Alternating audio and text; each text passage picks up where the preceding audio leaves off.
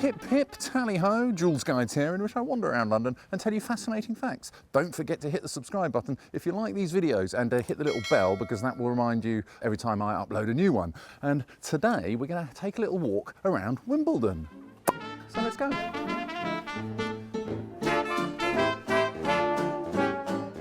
Wimbledon comes from the name Wimbledon or something. I mean, it was recorded as that by King Edgar the Peaceful back in 967, the year 967. The dun part means hill, and as you'll see, it's a very hilly area. And I think the Wimbledon, it just means like the area belonging to the bloke called Windman or Wimbledon or something. And it's very, very hilly around here in this beautiful conservation area. And look, we're on Murray Road, but this isn't Andy Murray, as you might think. It should be, but it's actually referring to General Henry Murray, who he was one of the people who led a charge at Waterloo. Is it at the end here? There was a house called Wimbledon Lodge, which used to overlook Wimbledon Common. That's where he used to live. Anyway, going this way.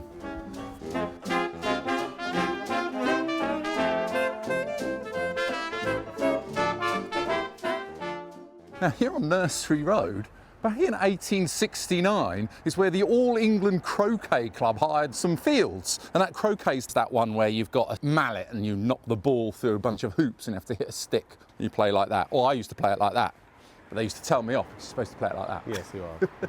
That lasted like a few years, but it didn't really take off as a massive thing. But someone said, why don't we just use one of these croquet lawns, because I think they had 12 or so, to play this new game tennis that's becoming quite popular. By 1877, they ended up holding the very first Wimbledon Lawn Tennis Championships here. These days it's the school playing fields or something. I don't really want to, that's why we're not going down there, so I don't want to get in trouble for filming them. But it grew and grew in popularity so much that by 1922 they had to find some new land. So they moved over to the present place, which I think was previously used as a dairy farm. But it started here, Simon. That's where the Lawn Wimbledon Championships started. History.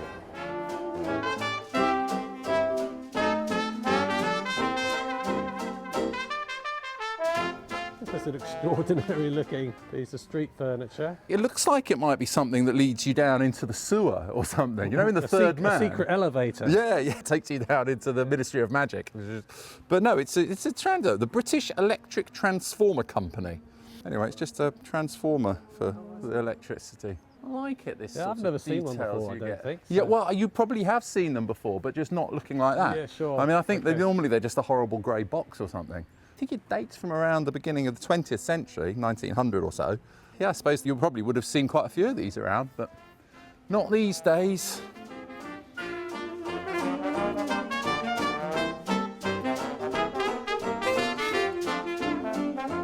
We're just coming up to Ridgeway here.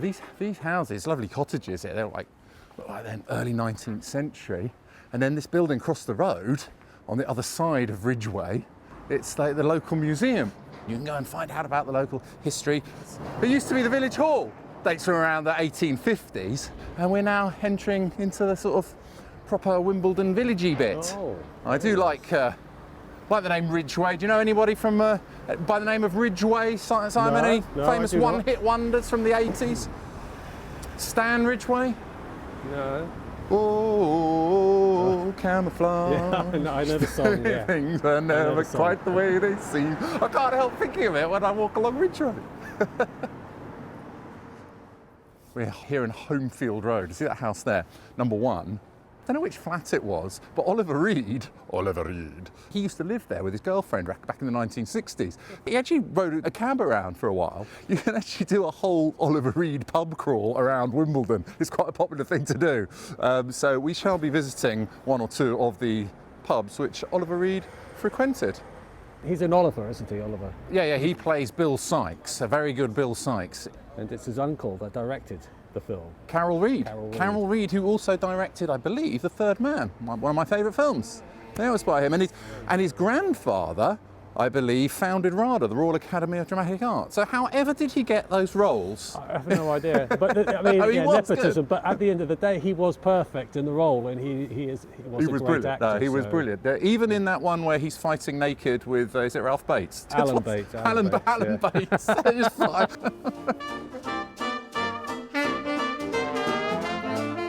Yes, so the hill to which I was referring, the Wimbledon, because it's in Celtic, dun means hill, and that's the hill there, I guess, Wimbledon Hill Road. Back in the early 20th century, about 20 years or so, there was a horse that used to help sort of pull carriages and stuff up the hill. He was called Jack, this horse. It's quite nice. I think he became quite popular. Just at the top there, there's this... Jack and Jill went up the hill. Yes, I wonder if the owner was Jill. But they've got this lovely fountain. What are the odds that this actually works? Look at that! Do my eyes deceive me? A functioning water fountain in memory of Joseph Toynbee. So Joseph Toynbee was an ear surgeon. He was Queen Victoria's ear surgeon, and he lived nearby here. And I believe he died in Savile Row by experimenting with chloroform or something, or some other, I think it was chloroform or laudanum or something, and he was trying to cure tinnitus, which is strange because I was suffering from a spot of tinnitus last night myself, that ringing in the ears. So I don't know if he ever got anywhere with it, but he's your man anyway. That's in memory of him. Out. You cannot be serious, man. Oh, I knew you were going to do that. Look, the Dog and Fox pub.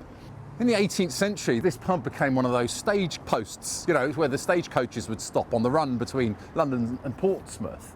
But then back in 1838, when they opened up the station at the bottom of Wimbledon Hill there, the focus on development started down there. So I suppose this bit has remained a cute little village with things like the old fire station there. I think that was the old fire station with a nice bell from 1890.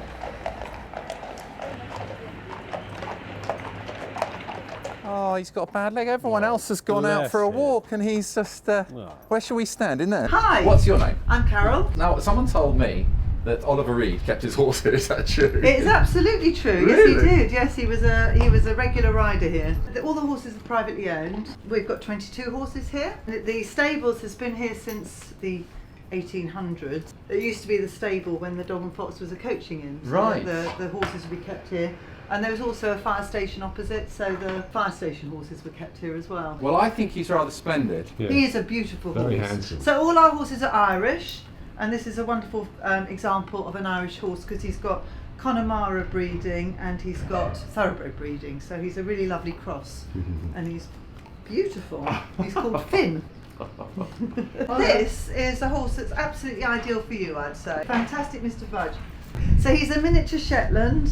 It's and a grown-up fully horse. grown horse. Really? Oh, Rosie. So I'm like a groom, so I look after all the horses, and then I take people out on rides on the common and take people on private lessons. So it's really nice getting to know all the clients as well. That is a nice job, isn't it? It's a lovely I'm a little bit jealous.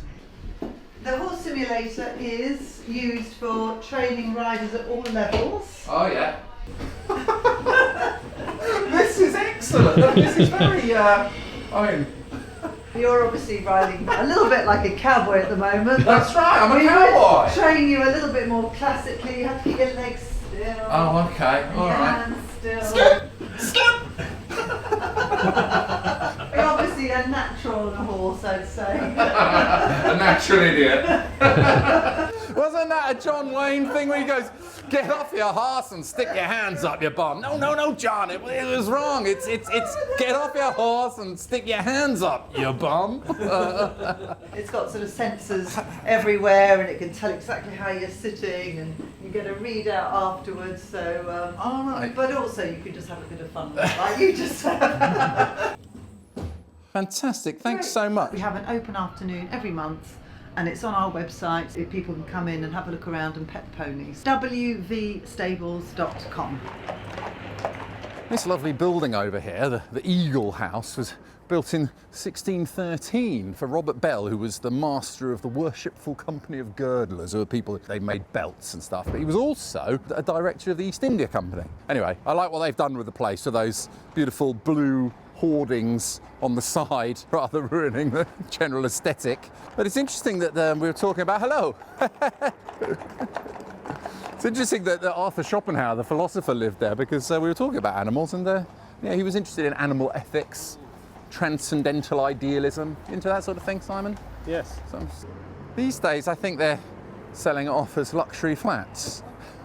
Anyway, I'm going over there to buy a bun because there's a beautiful market on weekends.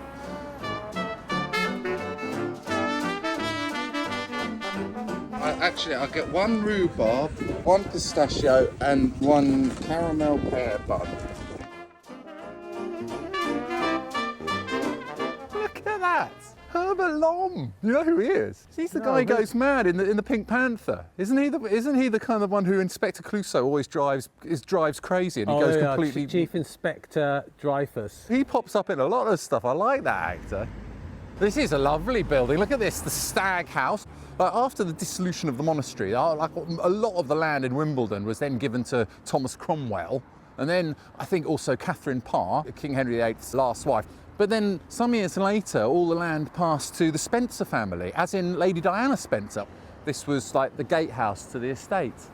Actually, a bit further along Arthur Road is something rather interesting. Sorry, you're trying to describe to the pizza delivery man the house that you live in. So which house is it? I'm a bit lost. It's the one with the stag on the roof. Can't miss it. They would still manage Yeah. to muck up your delivery like that. Sorry, I still couldn't find it. Which one was it again? I'm outside. I've got one with a bear on the top. It always happens. Look at this wonderful building here, which was originally just a well. The Artesian Well, it's called. But back in the 1760s, I think they originally dug a well. But then later on, the head of the Spencer, Earl Spencer, said, look, we want to dig this a bit deeper, so let's make it like 500 feet deep. It took them over a year to reach that depth. Since the 1970s, they converted it into a house. I think it must have stopped working or dried up, got covered in muck or dirt, silt, whatever. If you had to describe it to your pizza delivery man, Simon? Phallic. Oh, it is rather, somewhat.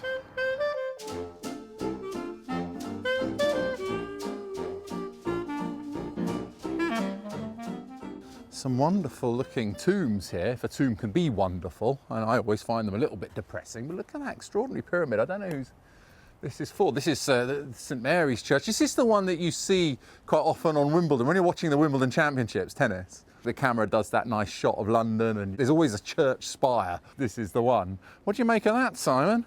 Look, old James Watney of Wandsworth looks like he's been making a bid for freedom.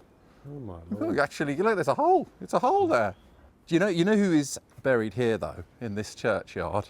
Is a real favourite of Joolz Guides, a Joolz Guides hero. In fact, I would say possibly one of the 5 most important men ever to live in London. Sir Joseph William Bazalgette. He's the guy who designed the London sewer. I mean, it must have been one of the biggest engineering undertakings. He ended up narrowing the River Thames, reclaiming all that land, which is around the Victoria Embankment, and under which they built the sewers. And he made it 6 times too big because he predicted the increase in population of Londoners. You see over here, by the way, because it's a private road, you can't really go over there. Right. The rectory building, or the old rectory, that dates from the 1500s. King Henry VIII has stayed in there.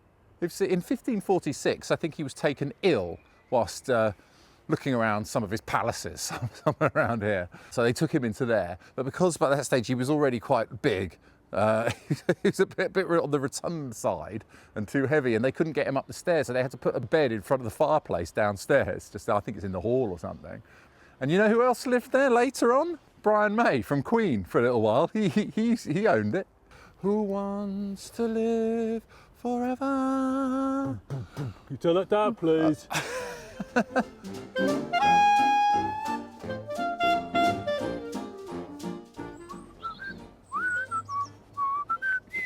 This is Dairy Walk. We're coming up now to where the Wimbledon Championship is held. It's just at the bottom here, you'll see in a minute. But originally, this was the route that the milk would be delivered along to the houses around here.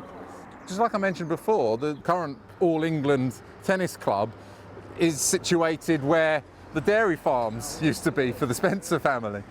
And just opposite the dairy walk is that looks to me like the entrance to the rectory building, because it's private, you can't go in there. That's why we had to peer over the wall. And here we are on Church Road. Up the other end of there is Southfield Station, where people come when they're watching the championships. Well, that's now a golf course, but on the other side of it is where the massive queue is, which you find. And look, you can see the All England Club there.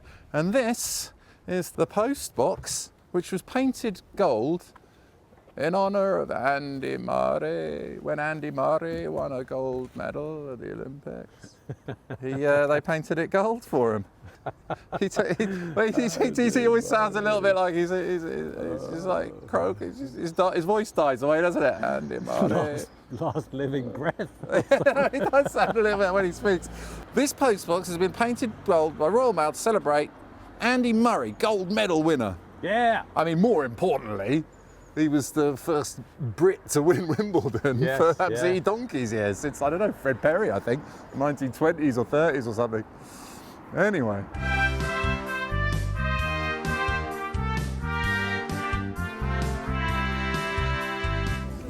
Thank you.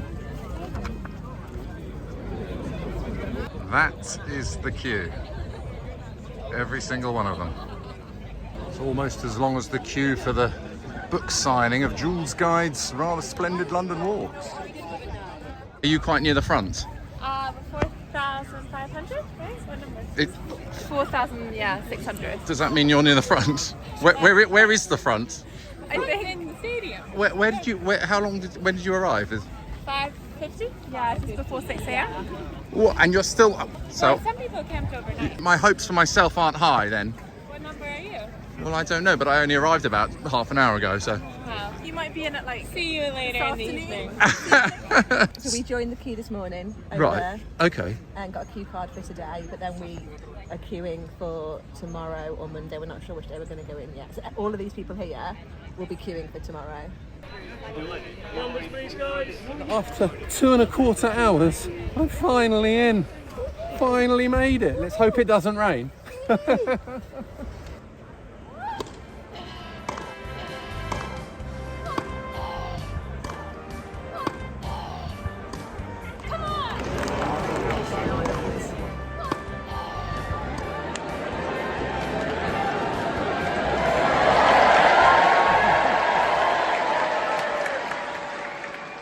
I'm here with my honorary camera person now. What's your name? Christina. Christina, thanks for helping me out. Anyway, look, Wimbledon isn't Wimbledon without Pimms in a plastic cup. Well, I'd forgotten. I only got in at about sort of 7 o'clock in the evening, but it's just such a lovely place to hang out. And that's, I can see the church. That's the church I was at earlier on that I kept was what we were talking about. So how did you get there? Were you queuing up or did you My have to? sister-in-law was a magic lottery winner.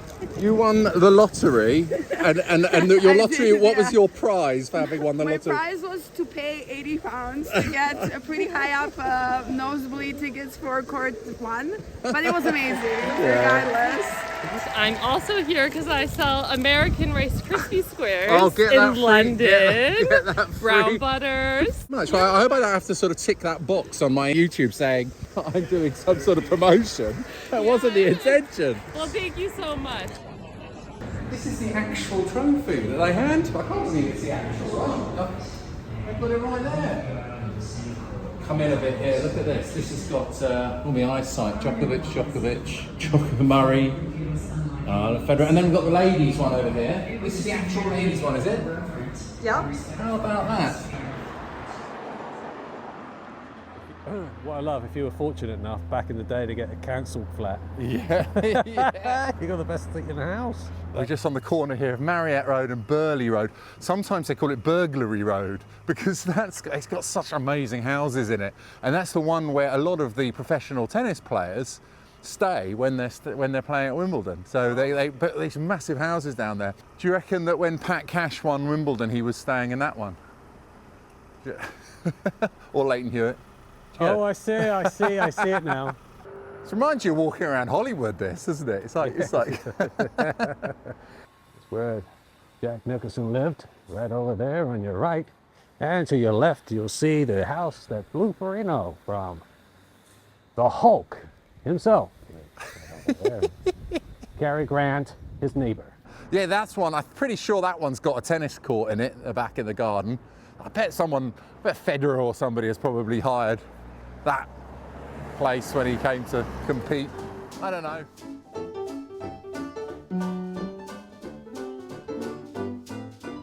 In the world before monkey, primal chaos reigned.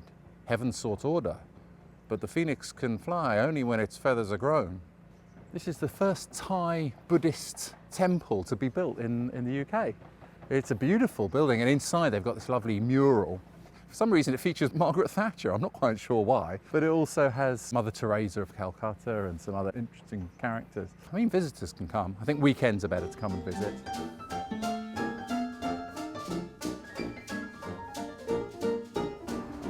Well, we're on the edge of Wimbledon Common here. This road that leads all the way along the side, it's quite a busy road actually. That's a road that goes all the way up to Putney. Would have been one of the main routes into London in the old days. And on the other side of the road is behind all these trees is Wimbledon Common.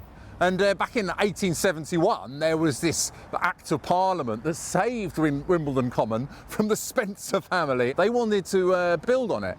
Anyway, this Act of Parliament prevented them from building on it. But I believe that some of these houses along here still got built up as a result of them selling off land and stuff. This house here is the one where the Pope stays when he comes to London. The Pope's been in there. It's called the Apostolic Nuncio. So you've got the cross keys on the gate there, you see, that represents the keys to the kingdom of heaven. So St. Peter's sort of holds the keys to the kingdom of heaven, and of course the Pope's big church there in Rome is the San Pietro. So, Well, he's an elderly gentleman. It makes sense you've got a bus stop right outside. I don't think that he takes the bus. He takes the Papamobile, the Pope Mobile. I don't know if he brings that with him to England. But along here, we're not going to go up there right now, but just at the end of this path to the left, they've got the famous Wimbledon windmill. And it was there that Baden-Powell started writing his Scouting for Boys. Okay. But yeah. But we're going that way.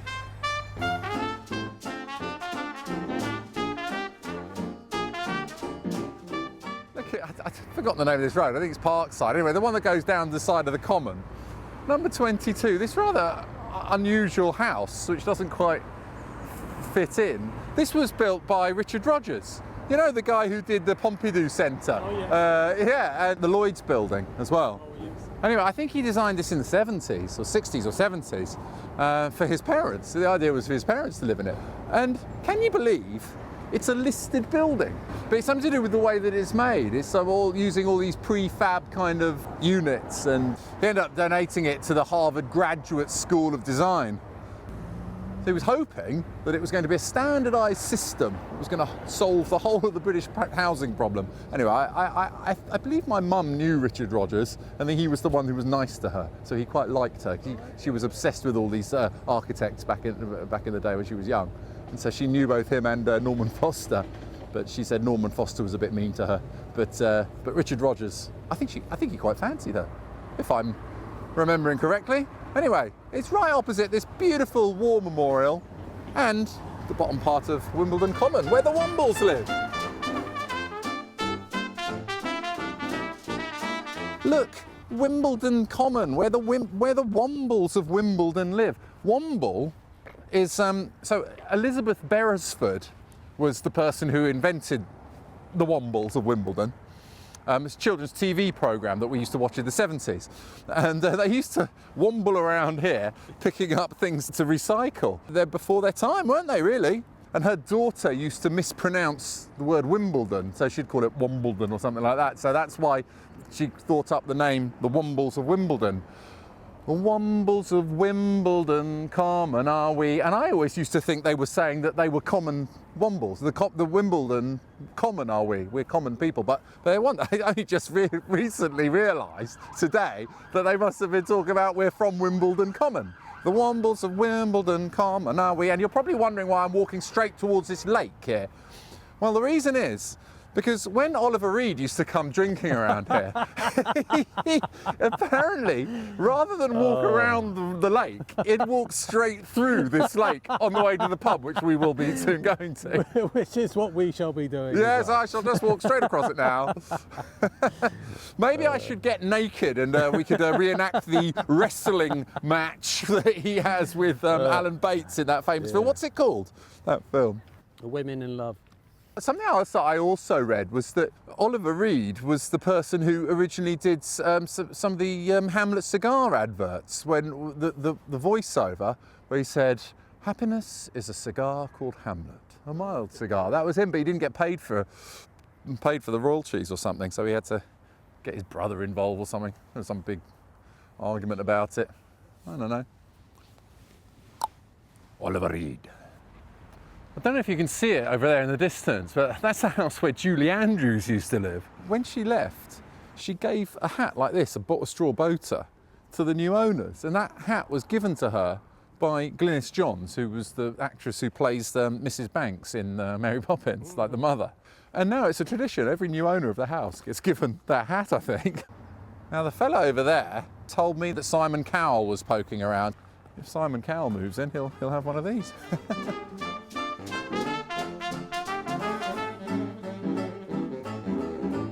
On this side of the common here, this hotel here, Cannizzaro Hotel, or whatever it's called, it used to be Cannizzaro House.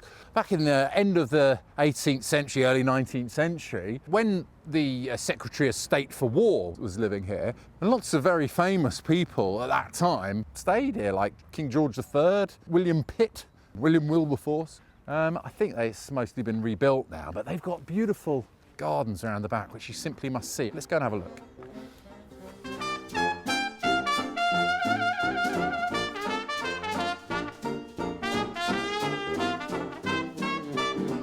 Look at this school, just here on end of Crooked Billet. That is King's College School, where my dad went.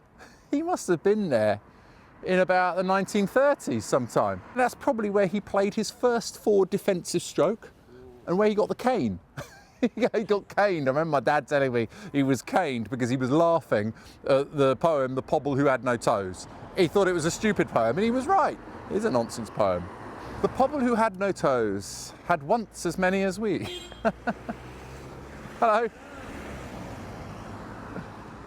And just next to King's College School is Southside House. You see that? That's a pretty ancient house, that. I think it might be 16th century or 17th century. Anyway, it looks a bit dilapidated now. I think you used to be able to go inside and have a look around, but looks like you probably can't anymore. But a bit further along is a Gothic lodge, which is quite interesting. See that one there? That's where Sir William Preece let Marconi set up a transmitter there. And some of the first telegraph messages were sent. They say that it's supposed to be the first place in London to have electric light and a telephone.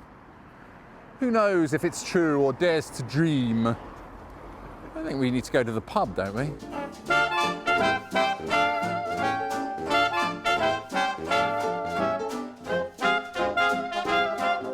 This is the pub where Oliver Reed had his last drink before going. I think he came here with his son before going off to film Gladiator. That was the last place he had a drink. Just apparently one of those tables over there, just by the window. Anyway, cheers to Oliver Reed. Cheers, cheers Simon. Cheers everybody. Thanks for watching. Don't forget to hit the subscribe button if you like the videos, and if you want to know more about me, you can go over to my website joolzguides.com, where you'll find loads of videos and merchandise, and you can buy my book and everything. See you next time.